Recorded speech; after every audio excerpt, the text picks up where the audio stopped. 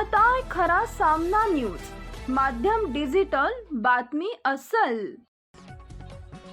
सोलापूर जिल्हा स्थानिक स्वराज्य संस्था मतदारसंघाच्या विधान परिषद निवडणुकीसाठी महायुतीचे अधिकृत उमेदवार राजेंद्र राऊत यांनी सोमवारी इथं मुंबई मुख्यमंत्री देवेंद्र फडणवीस, उपमुख्यमंत्री एकनाथ शिंदे आणि उपमुख्यमंत्री सुनेत्रा अजित पवार यांची सदिच्छा भेट घेतली।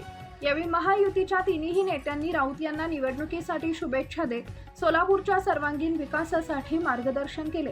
विधान परिषदेत जनतेचे प्रश्न प्रभावीपणे मांडण्यासाठी राजेंद्र राऊत सक्षम असल्याचा विश्वास त्यांनी व्यक्त केला। मुख्यमंत्री देवेंद्र फडणवीस यांनी राजेंद्र राऊत यांचं संघटन कौशल्य आणि पक्षनिष्ठेचे कौतुक करत त्यांनी बार्शीमध्ये भाजपची संघटना अधिक बळकट केल्याचं सांगितले। उपमुख्यमंत्री एकनाथ शिंदे यांनी महायुती धर्म पाळत राऊत यांच्या उमेदवारीला पाठिंबा दिल्याचं नमूद केलंय, तर उपमुख्यमंत्री सुनेत्रा अजित पवार यांनी महायुतीच्या निर्णयाला राष्ट्रवादी काँग्रेसचा पूर्ण पाठिंबा असल्याचं स्पष्ट केलंय। राजेंद्र राऊत यांनी उमेदवारी दिल्याबद्दल महायुतीच्या नेतृत्वाचे आभार मानत सोलापूर जिल्ह्याच्या सर्वांगीण विकासासाठी कटिबद्ध राहण्याची ग्वाही दिली आहे।